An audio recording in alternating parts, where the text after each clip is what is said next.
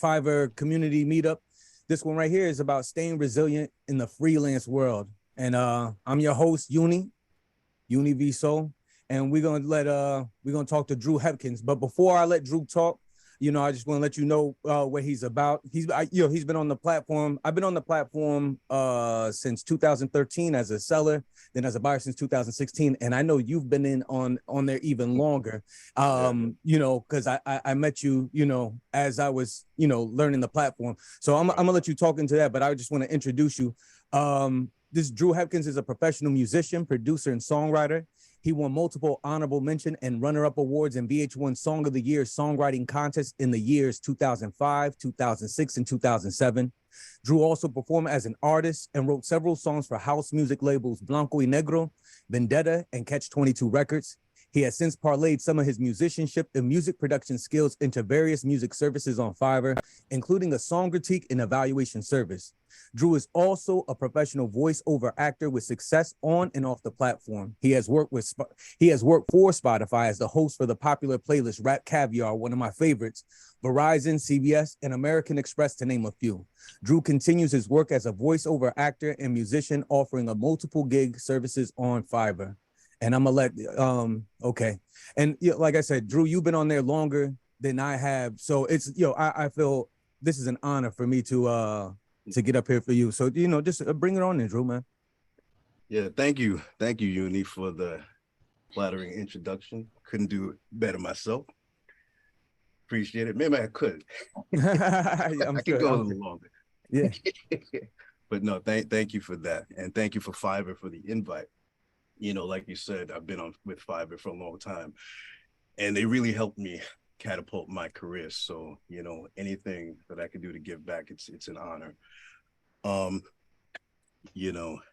thank you. Shout out to Paris and Liz for the invite as well. So, for those of you listening now, I know that a lot of people are at different stages in their freelancing career. Some of you didn't start yet and you're thinking about it, or you have cold feet.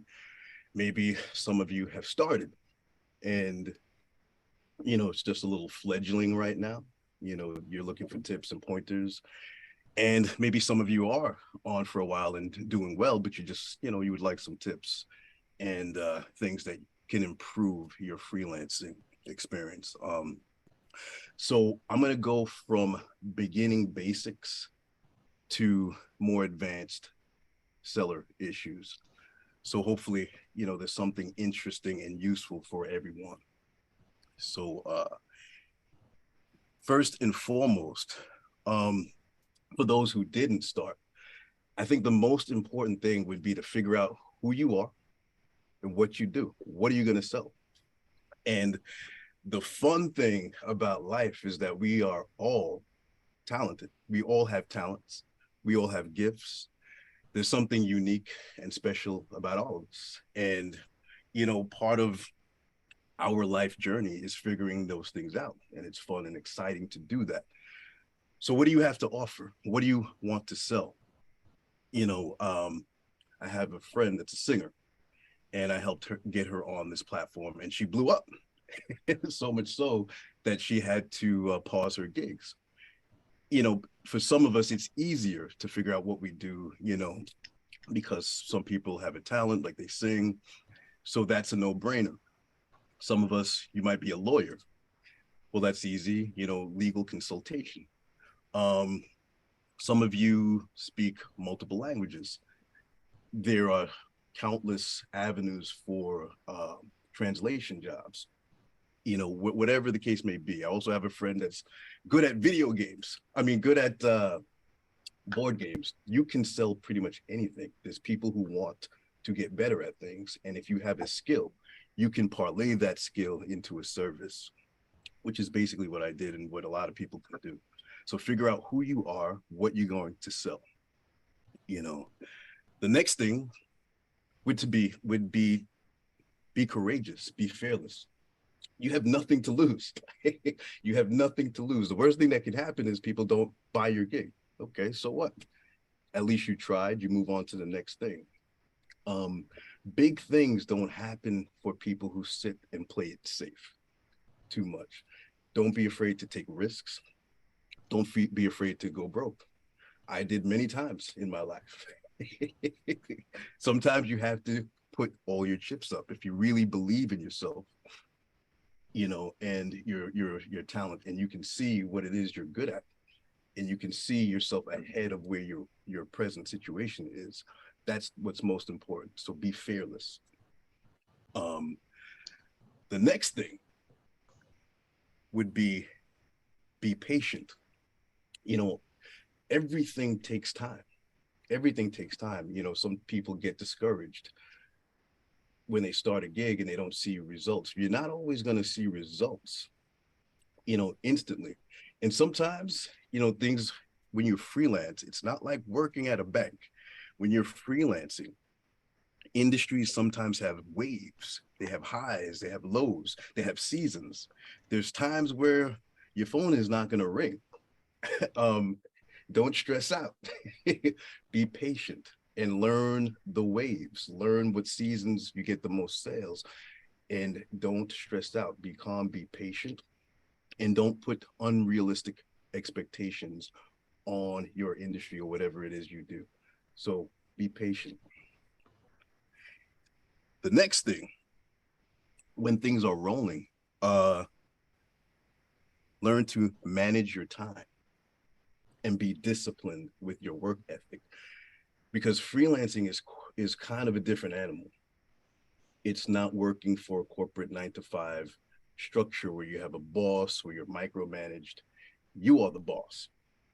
And sometimes, if we're not careful, you can let your friends and family destroy your business. You have to be disciplined with your time, respect yourself, and know there's some times that people just can't call you because it's your work hours.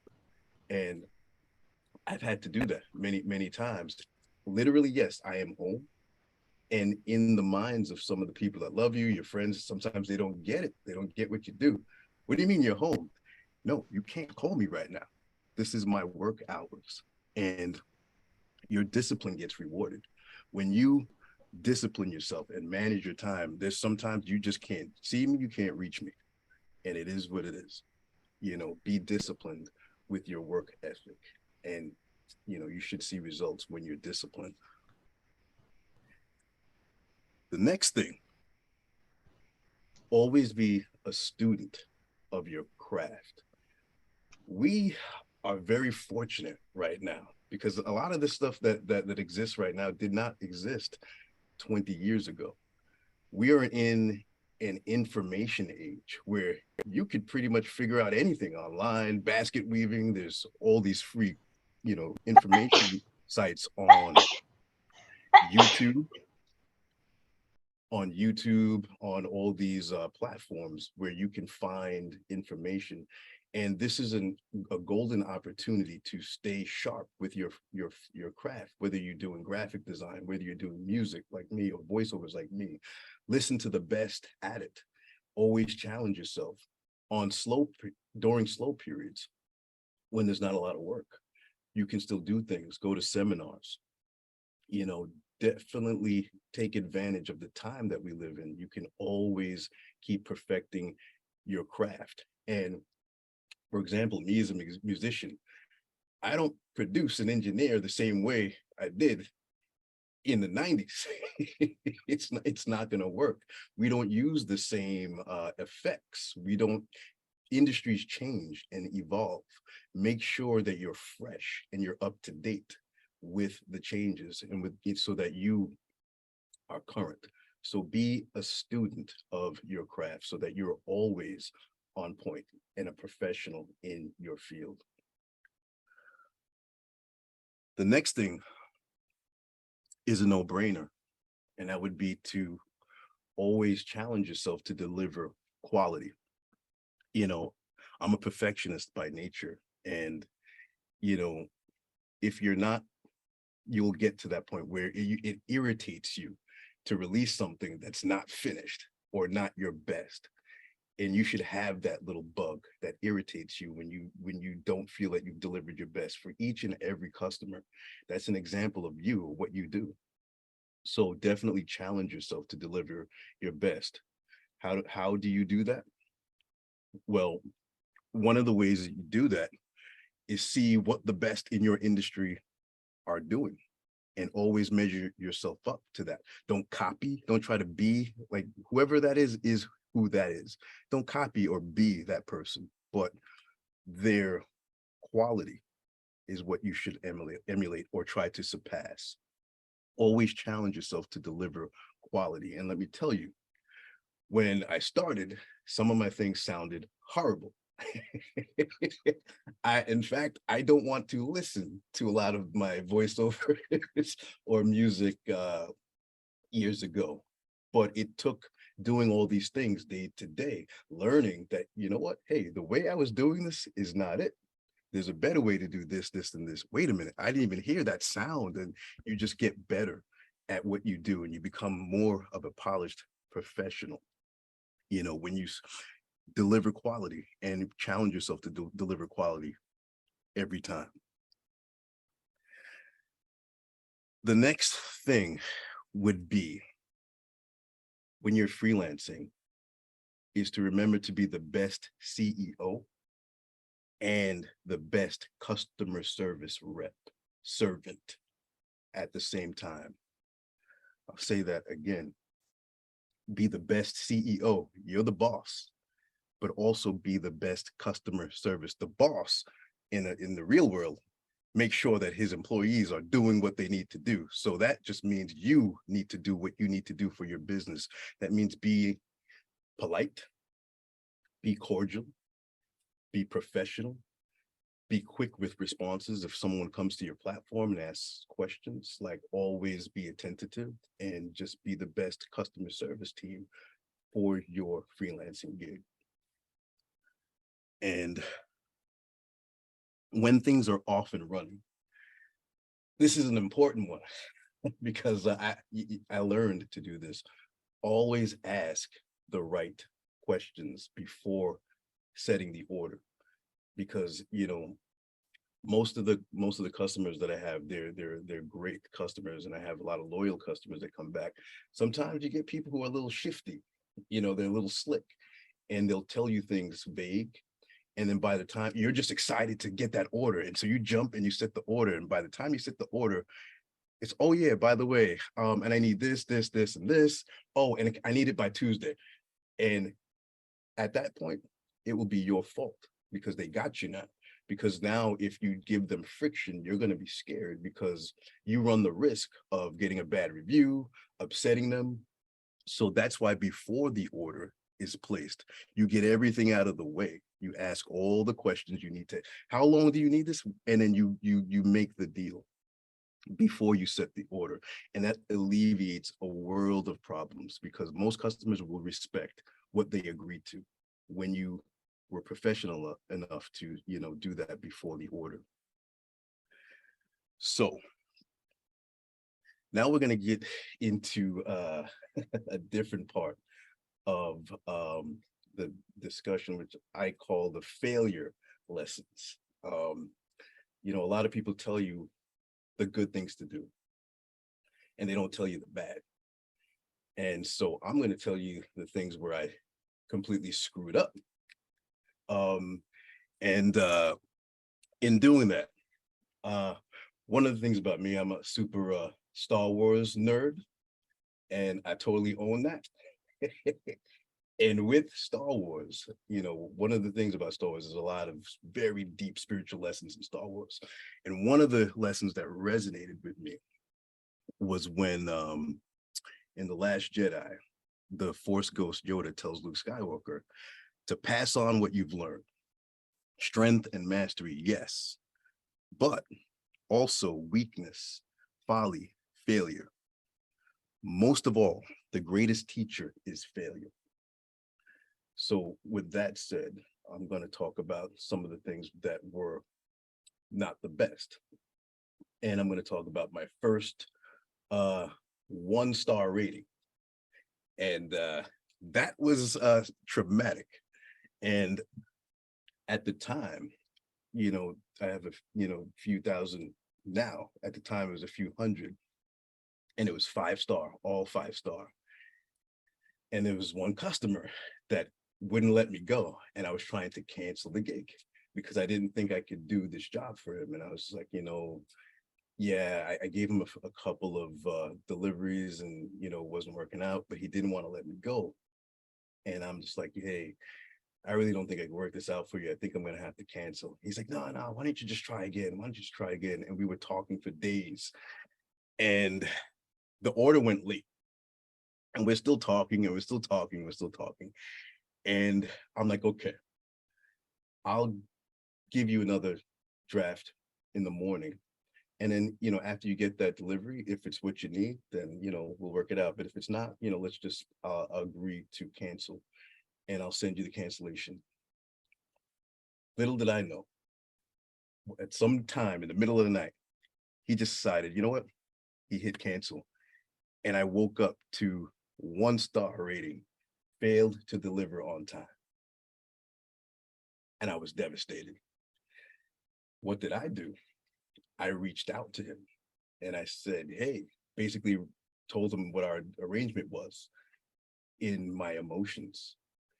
And then support deleted my message, said, that's community guidelines. We can't let that go.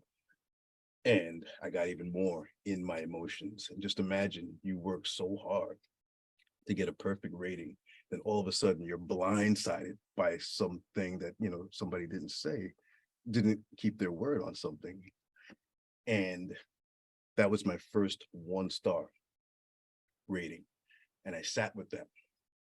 So hold that for a moment. And I'm going to come back to the lesson in that and talk about the second 1-star rating. The second 1-star rating was, back when I was hungry. I think it was after this one too. I was hungry and I was like just aggressively looking for sales, any sale. I was just a beast trying to get as much work as possible. And I was also selling myself cheap at the time because there were some things that I was just like, okay, this is beneath my caliber. And Right back. I'll be right back. And I'd be taking a loss. And is there like feedback? You can hear me?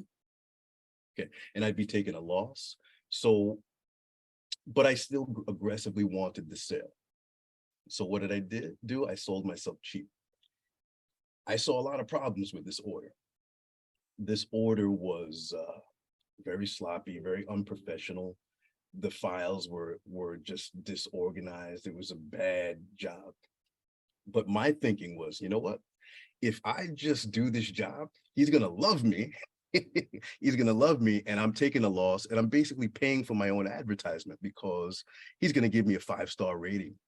And I worked on this thing, and I worked on this thing, and I worked on this thing, and I delivered something, and his files were so confusing. And I did all this work that he didn't even pay for. I was just making sure that this guy was going to give me a 5-star rating, and I was cleaning up his files. I leveled his music. He didn't even know how to do that. One wave was huge and fat. Another wave was small, like you couldn't even hear the music.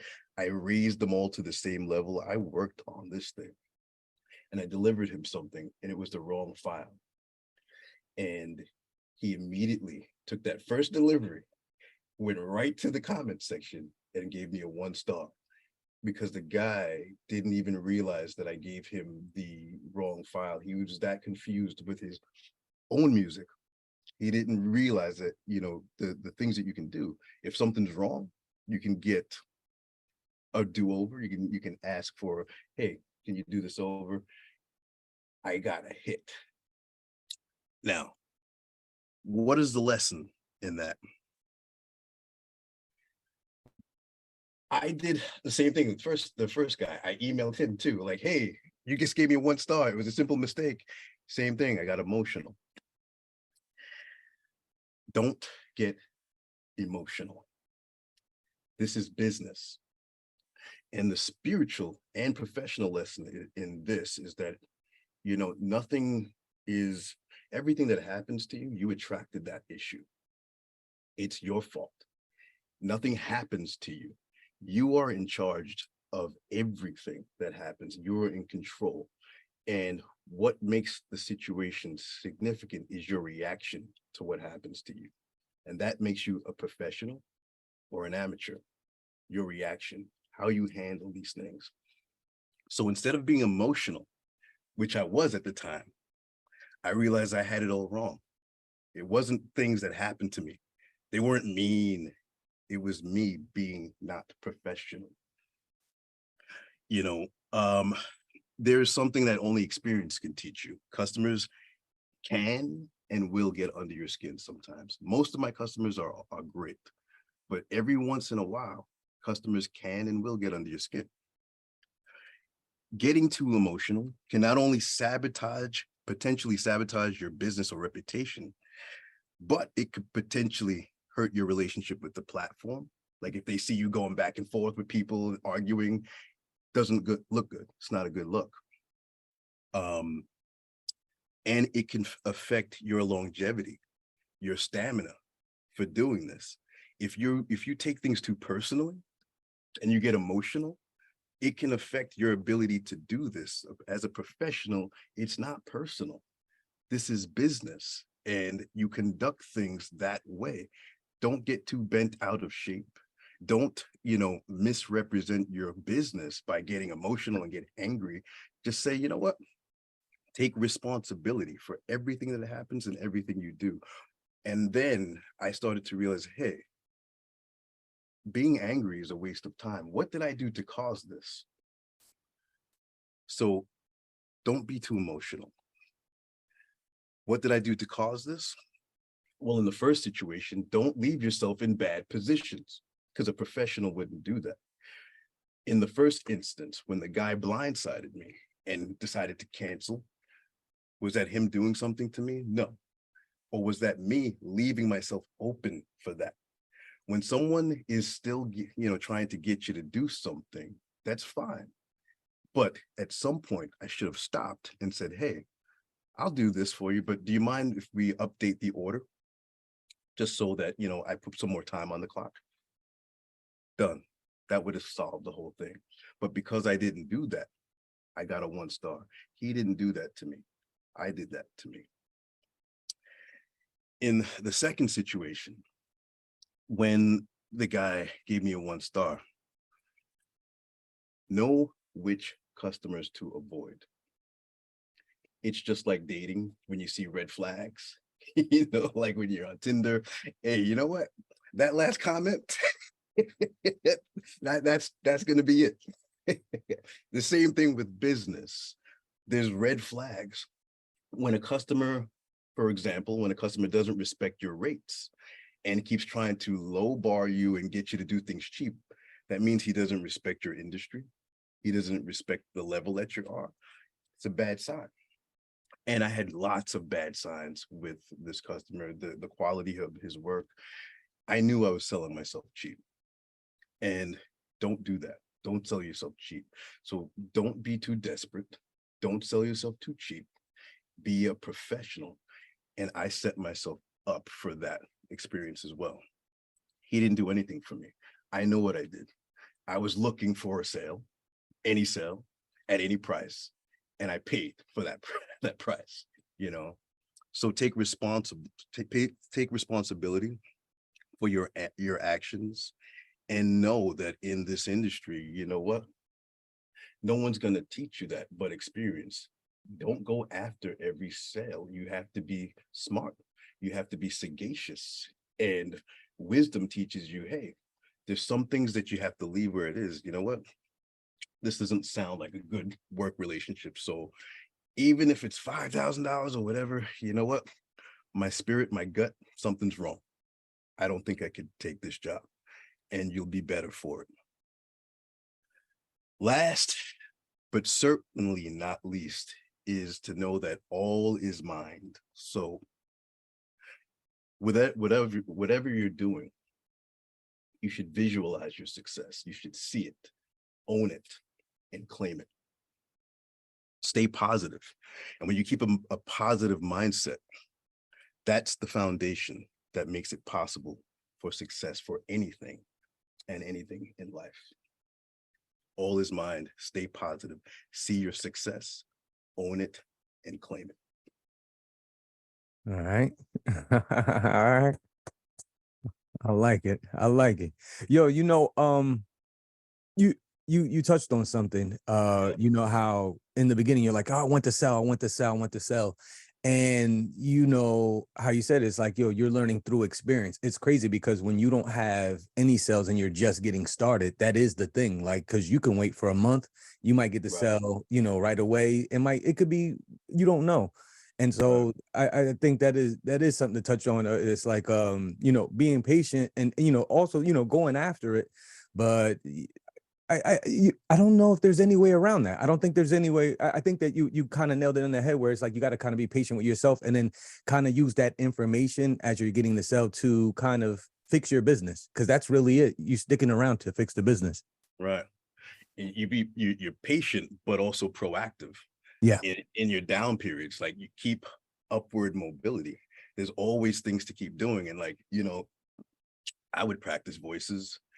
And when you get to a point where you're successful and you get a lot of jobs, you don't really have to as much. Right. But when you're on down periods, hey, you know what?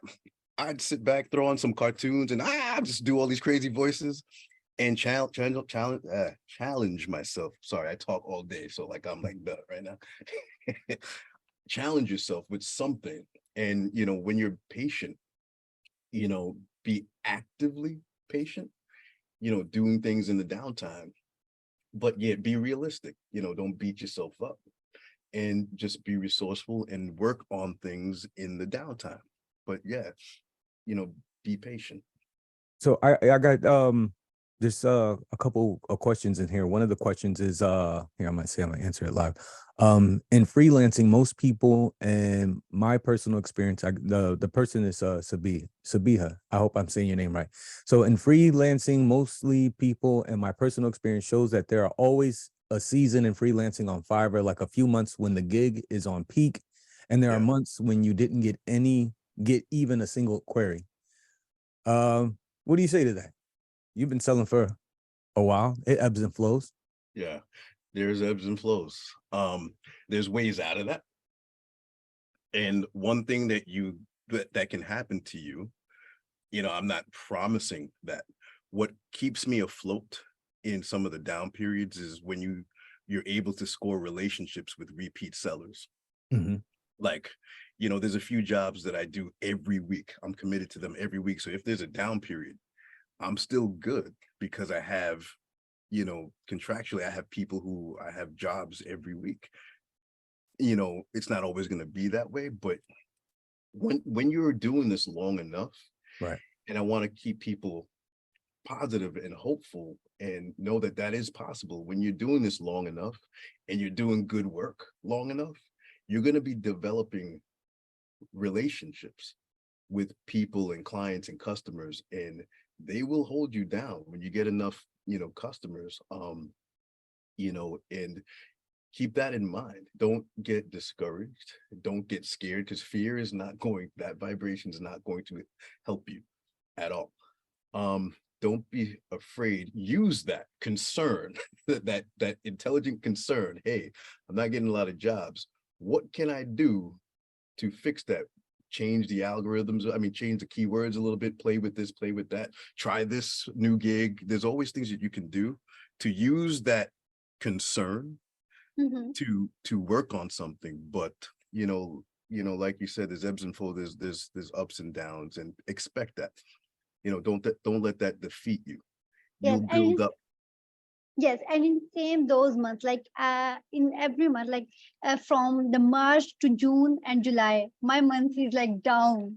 And since I'm a top rated seller, still my months get so down that even not a single query, like you said that.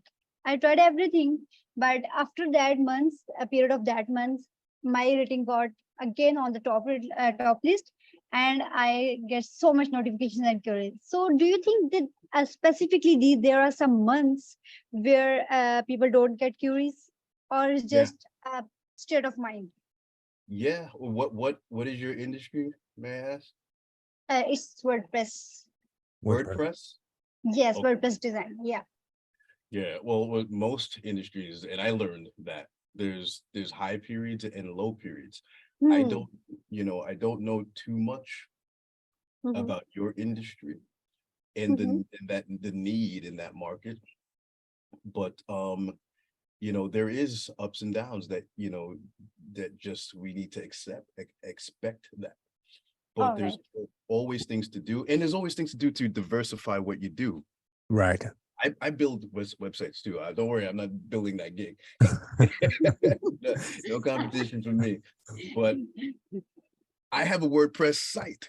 Sometimes I don't want to be bothered with stuff. I have a blog channel and I have websites. Sometimes I need help with things. You can figure out different gigs to help people who have WordPress. I have WordPress too, who have hey, I need this to look like this. I want to change this color. There's things that you can do to add to Like your something service. more specific within the, like you take Mhm. WordPress, Right. like different services within it. Yeah, can I ask, Mhm. how long have you been selling the WordPress gig? It's been 3 years, and within 1 year, I got top rated. So it's always good. My rating is good. My profile is good. Everything is 100/100. So there's nothing like I'm not updating the stuff. I am updating the stuff. I am changing the algorithms and all that. But still, it's been 1 month. I didn't get a query, and I think so.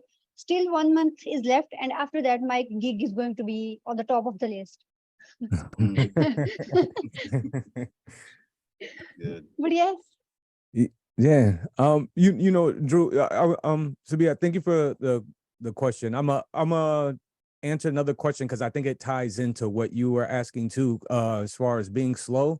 Mm, Because the next question says, does Drew mm, only work on Fiverr, or does he have his own website or portfolio as well? And I think that this is key to that, right? Because when it's slow, like you have other clients that are keeping you aboard, but what else Right. can you do? What else are you doing? Because it's not like how it was, in the beginning of Fiverr, where they had things like buyer's request and different stuff like that.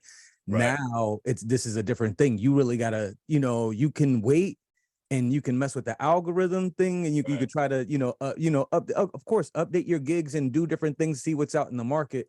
Right. But there's other things that you need to do to push. Absolutely. And you should have your own website. Okay. You should have your own website. And I'm very loyal to Fiverr. I don't pull clients away from Fiverr, but I think they understand that, every freelancer has their own hustle and their own clientele gotten through your own, measures. So, definitely diversify yourself and, cliche state, don't put all your eggs in one basket. So, but let me ask you with that too, because like, again, that is something that I do miss when it was slow. I mean, and that was, an advantage that we had going earlier, the buyer's request, and Right. and where there was people there, they were ready, they were looking for something, and you were able to pitch them. You know what I'm saying? Yeah. And now you would have to do that a little different. I think that, social media, maybe you kind of put yourself, do you use outside of, with your website to draw business? How, I know before you had the blog and different Yeah. things going on. Do you utilize social media to get your services out there to let people know, or is that something that you know? You know, I advise it, but I don't really use it that much. Okay. Why You or know, why not? why not? Yeah, why or why not? Why, what, what? Um, for different reasons, things come to me. You would have to really know me and know what I do and how I do it to know how I attract certain things. But social media is a powerful tool, is a powerful tool for a lot of people. And even if you just post what you do on your IG, people have used TikTok to do all sorts of things, and it's worked for lots of people. It hasn't been, a major thing for me in my business, but I know that it works for a lot of people. I've heard countless stories of social media really revitalizing people's businesses.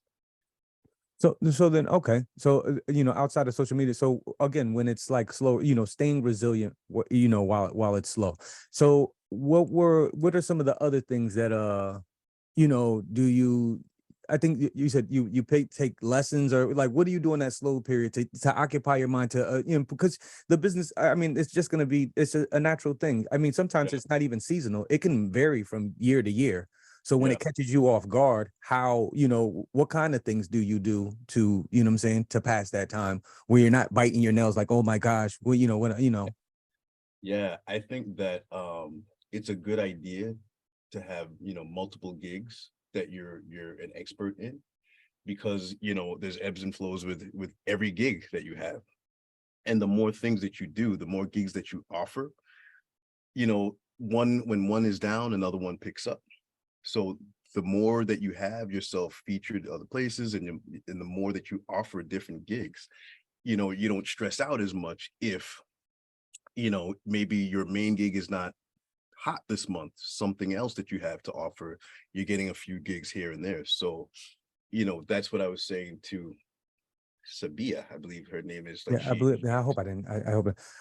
Yeah. So I want to ask you something too on the cancel order thing, because I mean, like your story. I feel you when you get the 1 star. When that it hit you in the heart. It did. It kind of, and it's hard to, it is good business to not get emotional about, when somebody gives you a bad review. But one thing to circumvent that, and this is through experience, is trying to get all the details. No, to working to get the details up front to make sure everything is clear when you get the price. So there's no,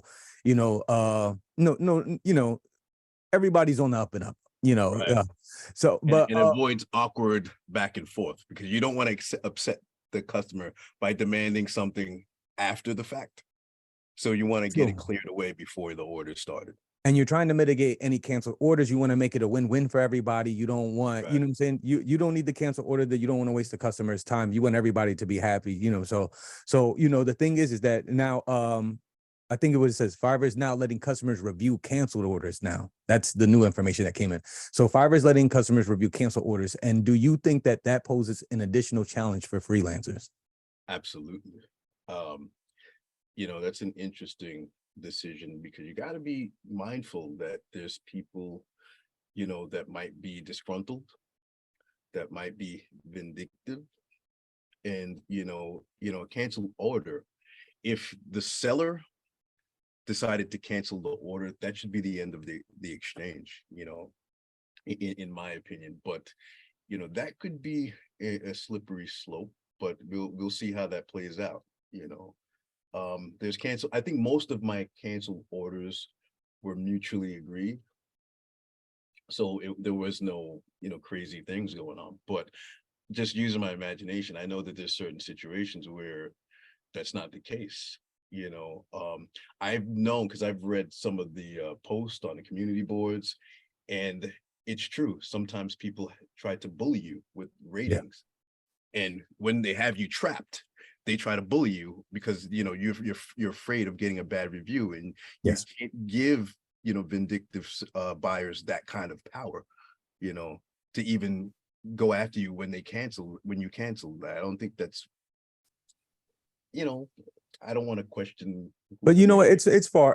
It's far and few. I think most buyers are coming on with the intention to get work done. So I don't think that there are for you get thousands of orders, and there's, I don't want to say a handful, but there's not that many, but it does happen, and it does suck when it happens. Right. But putting certain things in place, I think communication, again, having clear communication before, during, and after the order, helps the whole line of everything to eliminate, for the buyer getting exactly what they want, and as the seller, you getting what you want too, so the communication. I got another question for you that just came in too. Okay. It says here, let me read it, make sure we good first. It was you're talking about this is using or 15, 18. Okay, let's see. Okay, so Muhammad has a question in here. He says, you talk about being disciplined in freelance journey, but it usually required to work 15 to 18 hours a day. How can someone be resilient when it is required to work that much hours? I got stuff to say about this, but I'm gonna let you go ahead and say what Not work for me. It's not work. Like I You know, sometimes like when, you know, one of the first things I said, like to know who you are and what you do, what you offer, that's very important because whatever you decide to sell, you know, you need the stamina to do it. Mm. Are you choosing something that you love, or, you know, there's a difference between someone choosing to, you know, for example, I like voiceovers and I love music. And so I work hard at it and I work a lot, but it's not really a burden. So, you know, working a lot is something that you just really have to, you know, sit with yourself and realize, okay, what do I have the stamina for? What do I have the love for? What do I, is it a job for me? And just really, you know, search your soul and think about that. But really choosing your gig, it's got to be something that you have stamina for, because Okay, you know, let me you're ask you a gonna have to question then. put, How do you deal with the long hours? How when you got those long hours, how do you deal with that? I just do. Okay. I just do. It's you know, there's certain things. Okay, I'm not trying to say that everything is all roses. Right, I'm right, sure right. you know that, Yeah. you know, one of the difficult things about music, or one of the difficult things about voiceovers, Yeah. is the editing process. Yeah. Sometimes that's excruciating. Um, but at the end of the day, it's just what it's part of, it's the downside of a good situation, Mm. you know. That's that's a great way to put it. I mean, yeah, if you got the hour, I guess the flip side of that, because sometimes I do see on the message board some people saying they're 15, 18 hours. And I ran into a person at another community event and Yeah, from he was saying he's doing all this thing, but the money or such and such. And I just told him straight up, raise your prices. You know what I'm yeah, saying? It's just, I think the first time I met you, I was like saying, that's been my thing the whole time yeah, because I know what that is. That looks like that 15-hour day. You know what I'm saying? When you came in and you're hungry and you're doing a $5 gig and you're jumping through hoops for people for the yeah. $5. That's you an know, important point. You yeah, know, if you're selling, I don't know, I don't know if he's on, but if you're selling yourself cheap, it's gonna work against your spirit, and you're right. not gonna feel right, and you're gonna feel overworked, you're gonna feel used. So absolutely, that what you said is correct. Make sure that you're getting what you're worth, and it's not gonna feel so much like work, Yeah, you know. And people come at it different ways. Some people, you know, their gigs are a certain rate so that when they get paid, they're good with that. Or they go volume, they work a lot and it's cheaper, but they understand why they understand the formula, they understand how they're getting money, they understand what they're doing. But at the end of the day, you have to be at peace with your rates. well, and that's why I was asking you, like, what do you do for those long hours? Because one thing, there was a time, a summer, I think during the pandemic, I was doing like almost 16 hours a day in the booth. Yeah, And what it did for me was streamline my process because I was like, yo, I got to get out of here. I think I was going crazy. So I think, you learn to work more efficiently. That's another way absolutely. to get your time back. If you're not going to Right, raise prices, if you're saying, hey, these are my prices and I'm going to deal with volume. Well, dealing with right. volume and doing the same thing over and over and over and over again, you start to feel, and that's also too, like, I don't mind, like, okay, open, several gigs or whatever, but I don't think that you should go too crazy because if you go too crazy, then you can't, like, that's the thing. You want to be able to Yeah, streamline where it's like boom, boom, boom, boom, and you could pop them out like at yeah. will and buy your time back. I don't know. And it's you also, there's a mental health factor too. And Yeah. I work so much. I remember like when you were saying that working in the booth, I really lost social skills. Mm. I lost social skills with relationships, and I would do things awkward. You lose social skills. So you have to really discipline yourself to work and work in free time, work in time where you have a social life. You know, I get out, I go to the beach all the time, you Mhm. know, go for walks on the beach. I lay out in my backyard. You get out of the booth and you work on your mental health, you know. Yeah, that's it. Janet, I don't know if you had a question. I saw that you got your delivery. I hope you got your food delivery order. I don't see Let me see. Okay, so I'm gonna wait to see if there's any other questions, but I do have some other questions here too. Let me ask you this. Yo, did you get that when Fiverr did that AI thing for a little bit? AI voices. Where they were like, oh, people could put a couple of words in and they'll do your voice. They were like trying a feature. Did you see that for a little bit? I saw that and I put a gig out for it. Yeah. Okay. So, well, this is my question. What do you mean? You put a gig to do AI? Yeah. Okay. Well, this is okay. So it says, do you find that AI affects your business at all? And or has it stayed mostly the same? And once you answer that, I like to know, how are you using AI? Well, they took it down. Okay. So I don't think the platform, I don't know. It's new, so it's freaking people out. Right. And people just don't know what to make of it. And I don't know what's going on, because they still have some people's gigs still up, and they took down others. I don't know if it's because they just didn't get to those guys, or I don't know what's going on. Are you worried about it? Are you worried about AI? Yeah, not in the way of that, not because of the celebrity voices. I actually, it became a new skill, because I mastered clone voices and I was good at it. And there's a science to it. It's the use of app and technology and voiceover skills. I was doing Donald Trump. I was doing them all, and it was scary. It was really scary.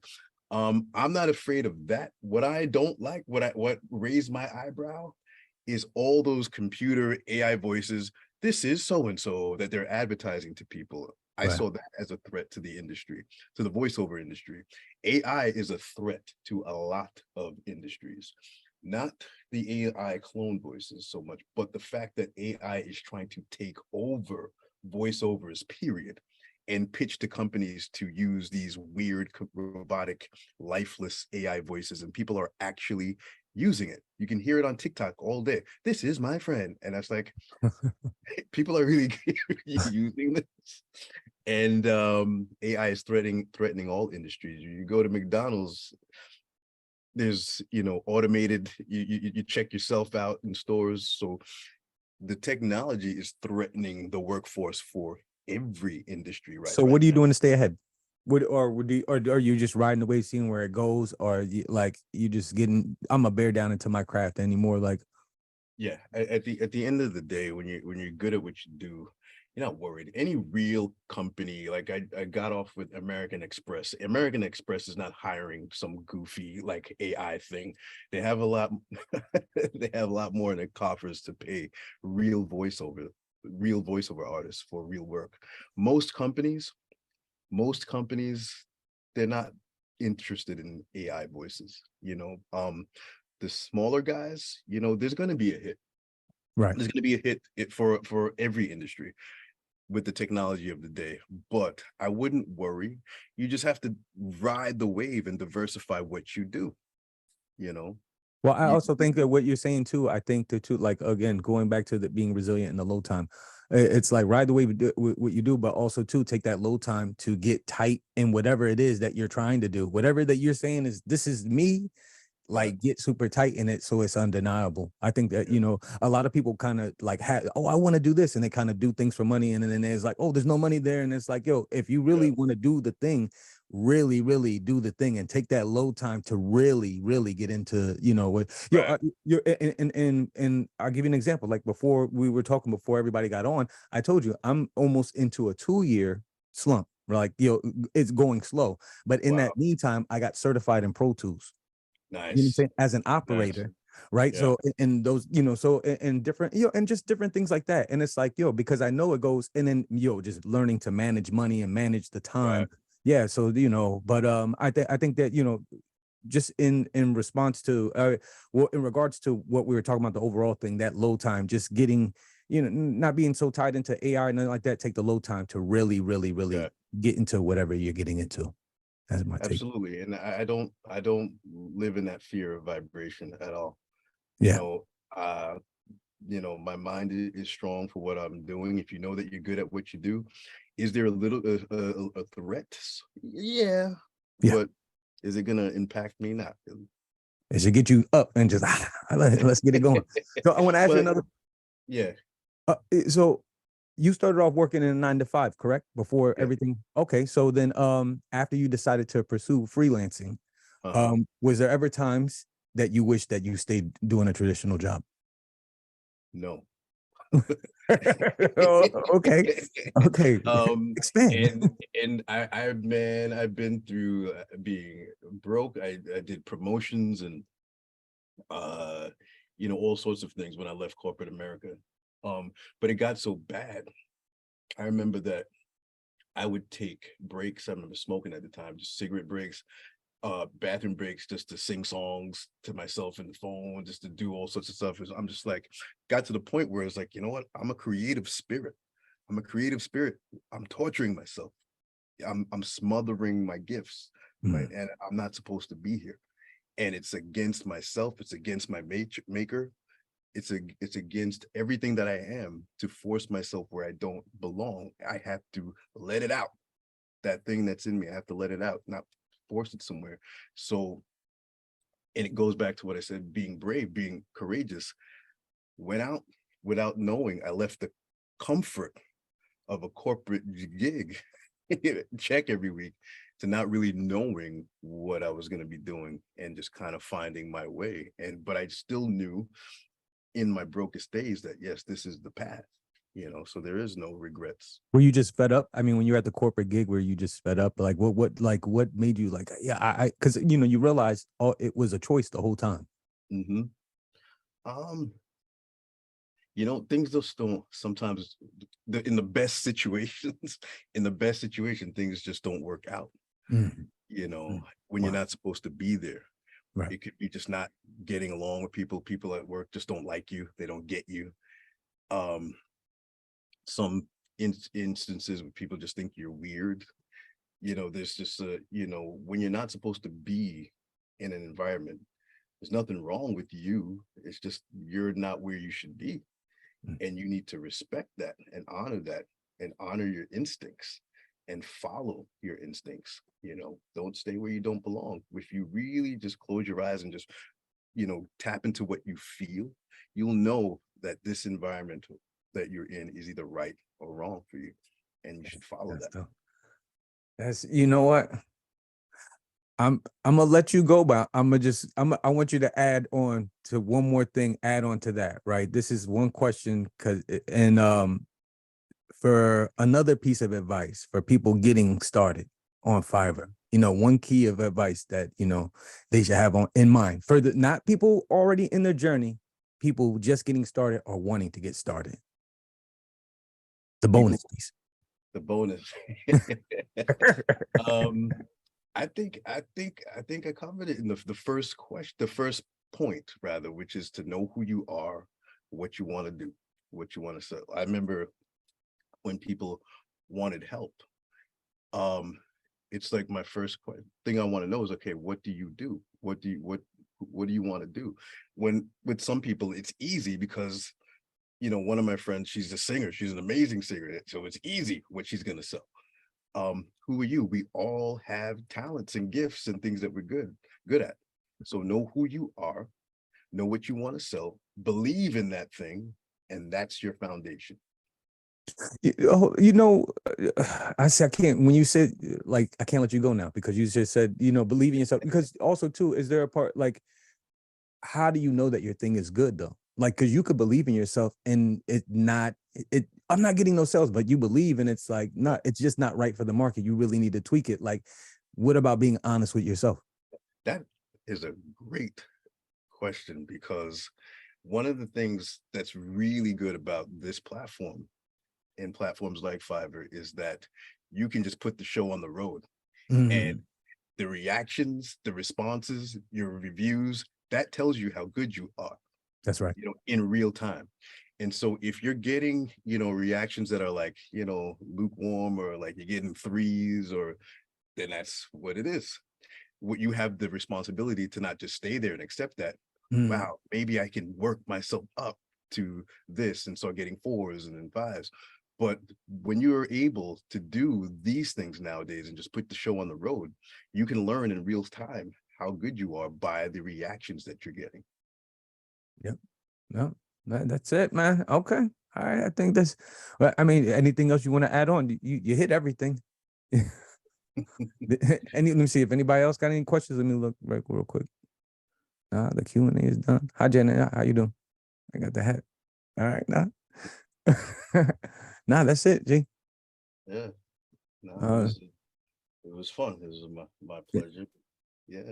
And you can find Dru on is Dru Hepkins. That's the username too. It's the same, right? Did I give away? You don't want nobody message? I know that. Appointment only. Nah, but yeah, Dru's a great guy, man. He's been on Fiverr for a long time. You know, if you ever run into him at a Fiverr event, I don't know if you're gonna be at events where you're at now. You know, but if even the virtual online, you know, he can help you out, you know, even though he's saying set an appointment, you know, I'm sure the regular conversation, you know, that he can, you know, he could pass on some great information because, you know, he has a world of experience, both as a musician and a freelancer. So we good? I'd like to make a comment. Yes, ma'am. Could, to Sue. Yes. And I just want to say kudos to you, Dru. And anyone who wants, take his advice. What he shared was excellent. I'm proud of you. We go way back. And I just want to say he's a man of character. All of those things. A professional. Is just really good to hear what you shared. Great job. Keep it up. And I'm glad I was able to participate. Hey, thank you. Sue. Thank you. Sue and I, we go back. Hey, all right. Sue in the house. And you had some comments. Yeah, that was fantastic. Thank you. Yo, thank you. Thank you. And oh yeah, they appreciate you, Dru, man. You knocked out the park, G. Thank you. This is definitely my pleasure to be here. I love this platform. And if anything was helpful, you know, it's my pleasure to give back. All right. Well, everybody go out there and get busy. Okay. Dru done gave you the juice. Do not stand around and wait. No, wait no longer. You know what I'm saying? Get busy. You know what I'm saying? And have a great rest of the week. We out of here. Take care, everybody. All right. Peace. Bye-bye.